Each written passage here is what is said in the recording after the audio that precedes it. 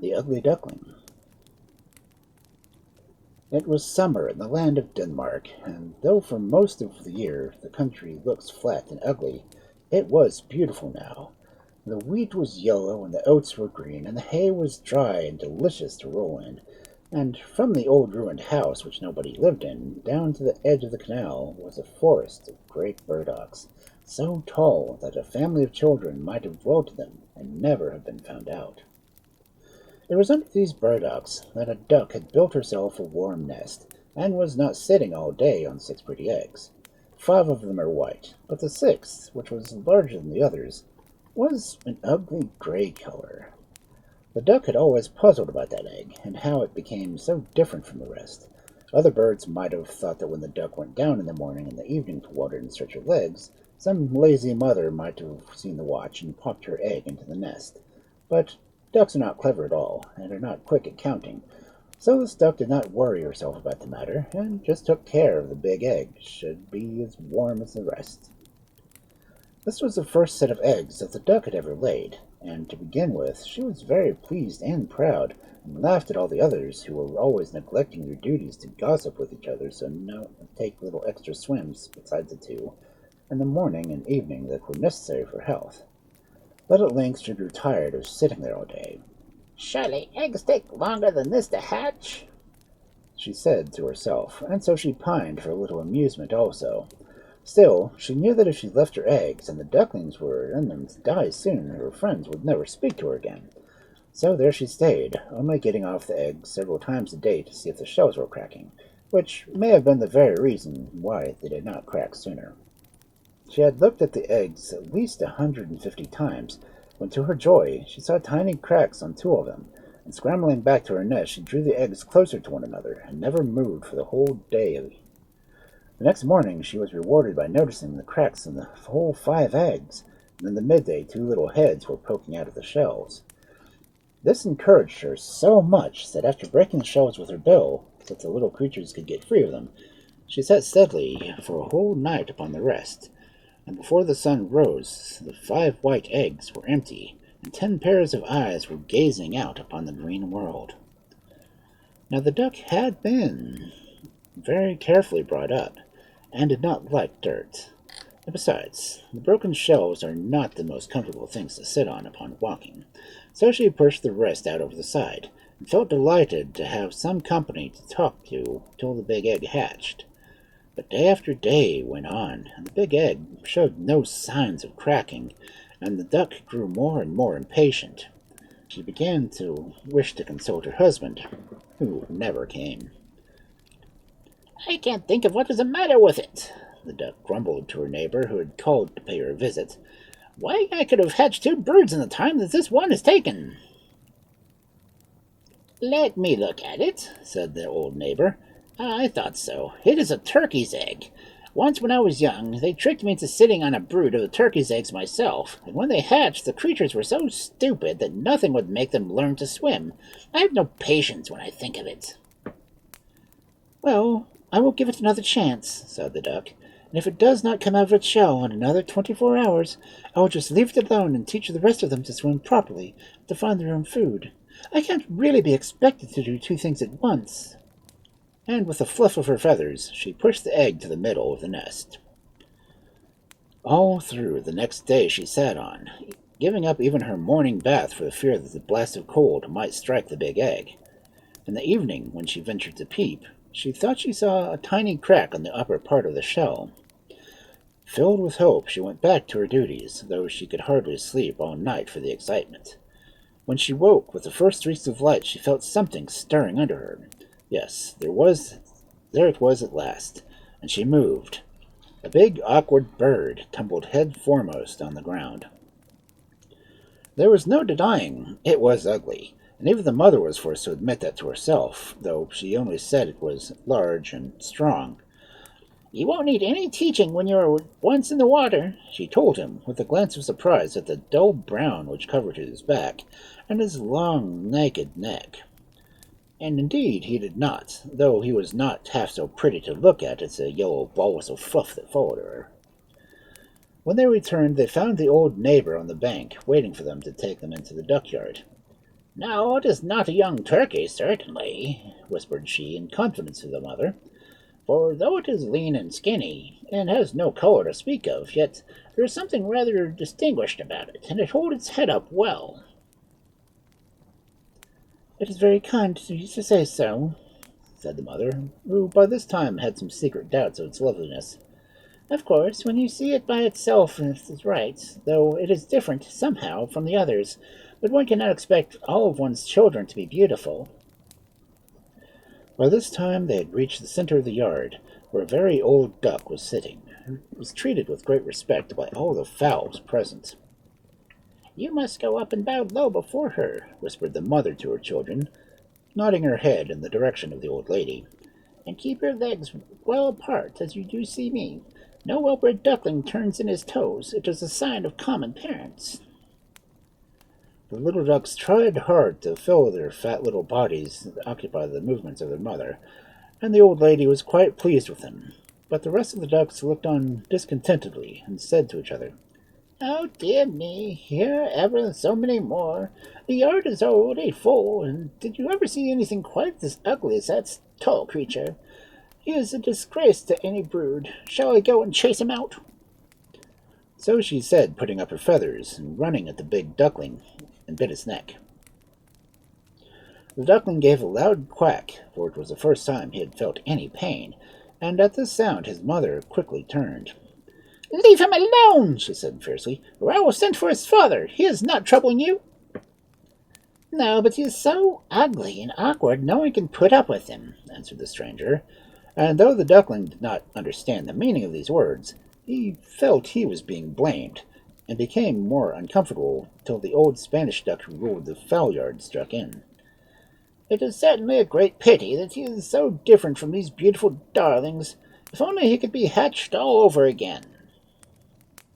If the poor little fellow drooped his head and did not know where to look, but was comforted when his mother answered, "He may not be as handsome as the others, but he swims better and is very strong, and I am sure he will make his way in the world as well as anybody." "Well, you must feel quite at home here," said the old duckling, waddling off, and so they did, all except the duckling, who was snapped at by everyone since they thought the mother was not looking. Even the turkey cock, who was so big, never passed him without mocking words, and his brothers and sisters, who would not have noticed any difference until it had been put into their heads, soon became as rude and unkind as the rest.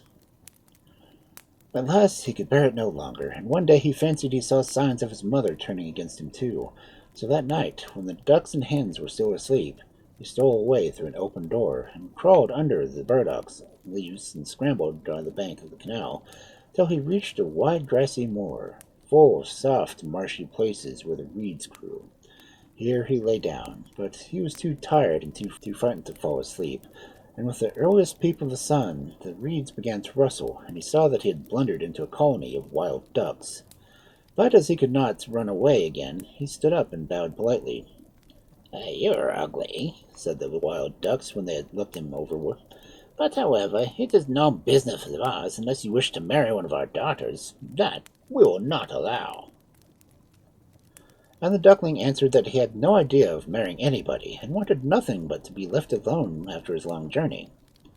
So for 2 whole days he lay quietly among the reeds, eating such food as he could find, and drinking the water of the moorland pool, till he felt quite himself strong again.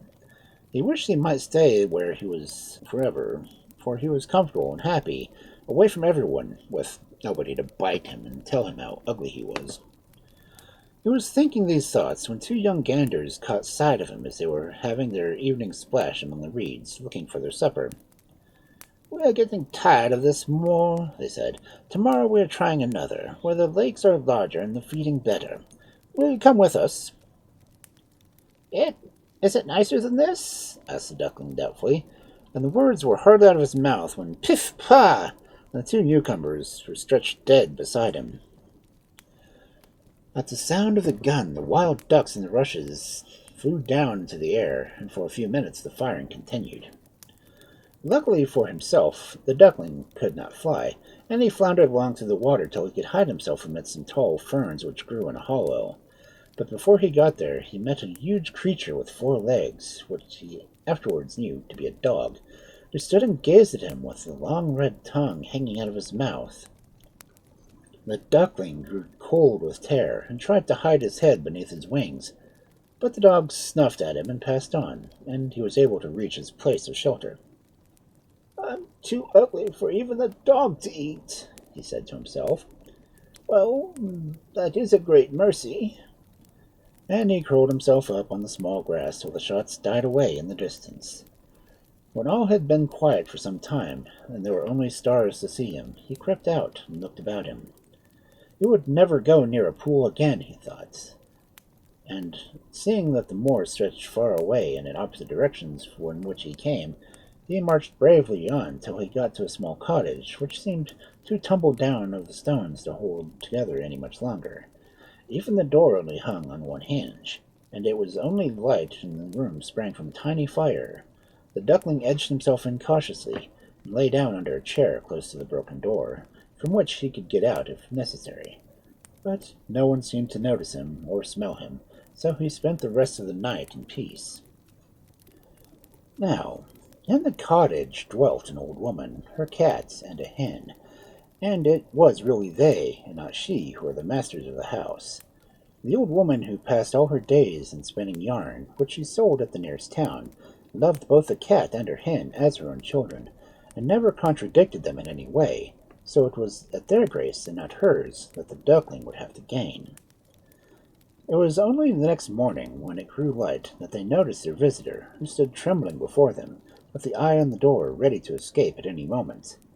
They did not, however, appear very fierce, and the duckling became less afraid as they approached him. "Can you lay eggs?" asked the hen, and the duckling answered meekly, "No, I don't know how." Upon which the hen turned her back, and the cat came forward. "Can you ruffle your fur when you're angry, or purr when you're pleased?" And again the duckling had to admit that he could do nothing but swim, which did not seem of much use to anybody. So the cat and the hen went straight off to the old woman, who was still in bed. "Such a useless creature has taken refuge here," they said. "It calls itself a duckling, but can neither lay eggs nor purr. What had we better do with it?" "Well, keep it, to be sure," replied the woman briskly. "It is all nonsense about it not laying eggs. Anyway, we will see it stay here for a bit and see what happens." So the duckling remained for 3 weeks, and shared the food of the cat and the hen, but nothing in the way of eggs happened at all. Then the sun came out, and the air grew soft, and the duckling grew tired of being in a hut, and wanted with all his might to have a swim. One morning he got so restless that even his friends noticed it. "What's the matter?" asked the hen, and her duckling told her.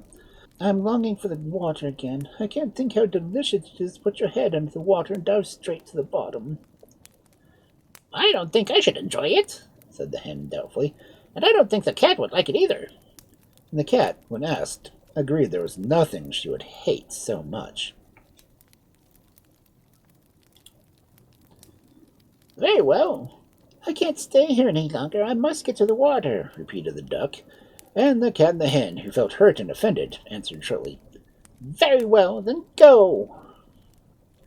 The duckling would have liked to say goodbye and thank them for their kindness, as he was polite by nature, but they had both turned their backs on him, so he went out of the rickety door feeling rather sad.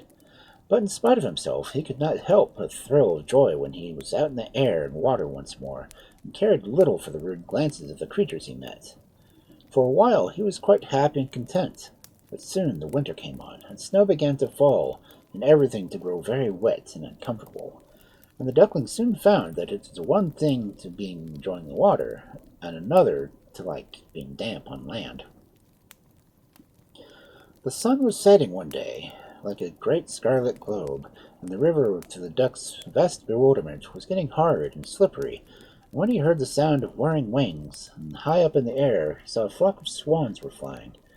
They were white as snow, which had fallen during the night, and their long necks with yellow bills were stretched southwards, for they were going, that he did not know whether, but to a land where the sun shone all day.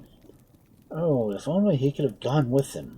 But that was not possible, of course, and besides, what sort of companion would an ugly thing like him be to those beautiful beings?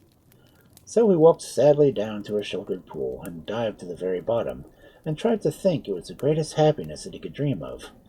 But all the same, he knew it wasn't. And every morning it grew colder and colder, and the duckling had hard work to keep himself warm. Indeed, it would be truer to say that he was never warm at all. And at last, after one bitter night, his legs moved so slowly that the ice crept closer and closer, and when the morning light broke, he was caught fast, as if in a trap, and soon his senses went from him. A few hours more, and the poor duckling's life would have ended. But, by good fortune, a man was crossing the river on his way to work, and saw the moment where it had happened. He had thick wooden shoes, and he went and stamped hard on the ice so that it broke. And then he picked up the duckling and tucked him under his sheepskin coat, where his frozen bones began to thaw a little. Instead of going to his work, the man turned back and took a bird to his children, who gave him a warm mess to eat and put him in a box by the fire. And when they came back from school, he was so much more comfortable than he had been since he had left the old woman's cottage.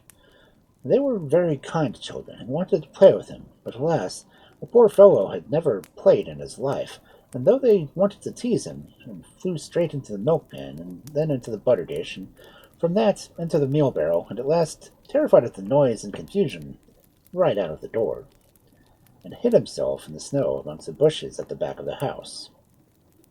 He never could tell afterwards exactly how they had spent the rest of the winter.